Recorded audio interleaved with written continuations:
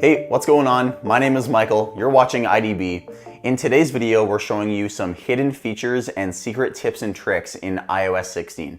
So if you just updated your iPhone, we're gonna help you get the most out of it with some settings and features that you may not have known about in iOS 16. We have a fantastic video for you today, so let's go ahead and jump in right now. So number one is the all-new experience when you're playing music on the lock screen. So say for example, you're jamming out to some awesome Nickelback. Probably not many of you out there are doing that, but just for an example, when you go to the lock screen, this is a new now playing platter, they call it in iOS 16. So this redesign looks pretty cool, and you also have the waveform up here at the top right, which actually represents the current waveform of the music, which is kind of cool. You can also click on the album art and it'll fill the entire screen. And you can see in the background, it also changed the wallpaper of my iPhone to sort of match the color of the album art. So this looks really good, and Apple hasn't done a full screen music player on the lock screen in a very long time. So this is a really nice change, and it's kind of an awesome way to get a bit more immersed in your music. So coming in at number two, this one is a nice little change. If you want to transfer this music over to a pair of AirPods or a pair of Beats headphones, the way that your headphones appear inside of settings is now a lot better. So let me show you what I mean by that. So I'll open up my case and connect them to my iPhone right here. And if you jump into settings, you're gonna notice that your connected headphones now live at the very top. So you don't really get any extra functionality from this, except it's just a lot faster to access your headphone settings right when you open up the app. When you click on it, you can see you have a nice image of the headphones at the top, and you can also check your battery level as well. Like I said, you don't get any additional settings. This is the exact same screen that you would have had inside of Bluetooth settings in iOS 15, except now they live conveniently at the top of settings when they're connected. So moving on to number three, we're gonna go inside of music, and I promise this is the last tip I'm gonna give you inside of music, but it's pretty cool. I think you guys are gonna like this. So now in iOS 16, when you have a playlist that you have created, you can now actually sort your playlist by any order you want.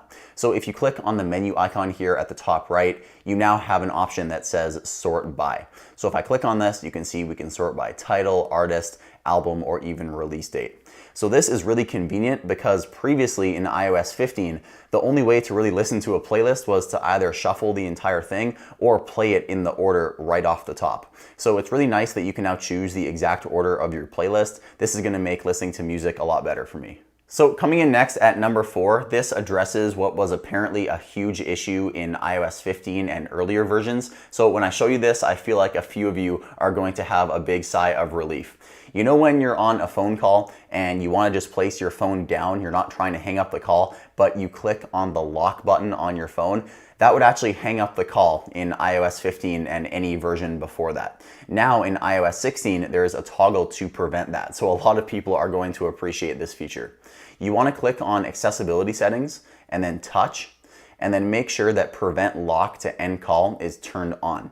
This way, when you're on a phone call now and you just want to put your phone to sleep, it's not going to rudely hang up on the other person on that line. So I feel like this is going to be used by a ton of people. So coming in next at number five is a pretty small change, but again, it's one I think a lot of people are going to appreciate. And it is Face ID now works in landscape mode. So you know when you're watching something like a video on your iPhone and it's in landscape mode and you accidentally hit the lock button, if you wanted to unlock your phone again, you'd have to, rotate it back into portrait mode, then swipe up to unlock, and then go back into landscape mode to continue your video.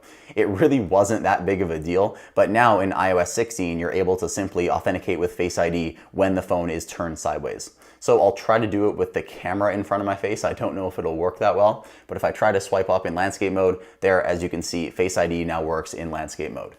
Next up at number six, this one has to do with security inside of photos. So in iOS 15, if someone grabbed your iPhone and went into photos, they could easily access either your hidden album or your recently deleted album. They wouldn't have to enter a passcode or do Face ID or anything like that. It really wasn't secure at all. But now in iOS 16, as you can see here, we have a little padlock icon next to our hidden photos and also our recently deleted photos. So if someone grabs your phone and opens up your photos, you know that these two albums are going to be secure. And when you click on it, your phone is just going to ask for authentication with Face ID, and then you can view the album. Next up at number 7, this one also has to do with privacy and security, except this time we're talking about notes. So I'm pretty sure all of you are familiar with in Apple Notes how you're able to lock certain notes with a passcode. That way, if someone opens up the Notes app and you have confidential information in there, they're not going to be able to see that note. Now you actually have some different options inside of note settings that pertain to the password. And I think a lot of people are going to be relieved when you see this section right here. So if you click on password inside of note settings, you can see we now have the option to just use our device's passcode to access those notes. So I really don't know why it took Apple this long to implement this, because this was so confusing for so many people. They first had to remember the passcode to unlock their iPhone, then they had to remember their Apple ID password, and then for some reason with Apple Notes, they had to remember a custom password. But now, finally on iOS 16, we now have the option to just use our device passcode, and you can also turn on Face ID as well, which we could do before, but now at least you don't have to remember multiple passcodes. So next up at number 8, this one has to do with iOS 16's new intelligence features, and there really are a lot of them, but I'll show you just one of my favorites, and that is the new conversion and translation options inside the camera using live text. So the example I'll give you in this video is doing a currency conversion. So in my camera's viewfinder, I'll hold up this image with a 10 euro icon on it, and if I click the live text icon, you can see it pulls out that text, and then at the bottom left here, I can easily convert that into my currency. And as I said before, you can also do even more with this. So it can also do things like translation from other languages. So this new live text intelligence is going to be amazing when traveling abroad. So next up here at number 9, our second to last tip. This one may be my favorite of the entire video. So you know when you work really hard on editing a photo and you get it just right, and you wish you could apply all of these exact same edits to another photo? Well, now you can actually do that exact thing in iOS 16. So you can see here, if I click on edit, I've made a few edits to this photo. I've also applied a filter, so it looks pretty good. Now I want to apply these edits to this different photo.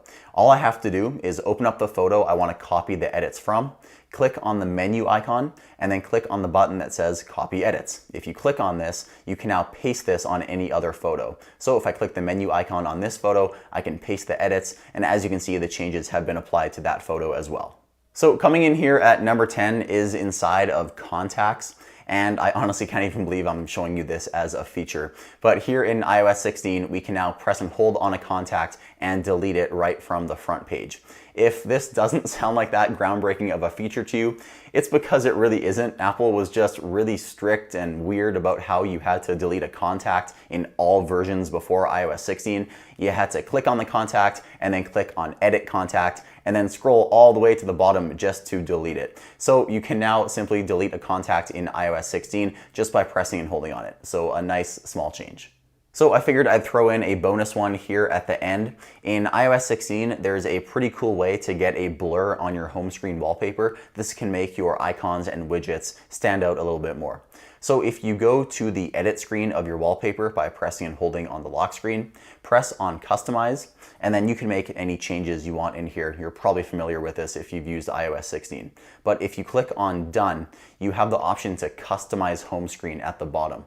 And you can see there's an option here at the bottom called blur. If you turn this on, it's gonna add a very nice blur to your home screen wallpaper. And you can see the blur kind of fades in as you unlock the phone. So this makes your icons and your widgets stand out a bit more, and it also looks really cool. So now what I want you guys to do, since you made it this far in the video, make sure to hit that like button as it does really help us out. And now head down to the comments and tell me what is your favorite feature that I covered in this video, and also maybe tell the community one feature that I didn't cover in this video. I always love hearing what you guys have to say, so make sure you leave us a comment. With all that said, my name is Michael with IDB. Thank you guys so much for watching. I'll see you next time.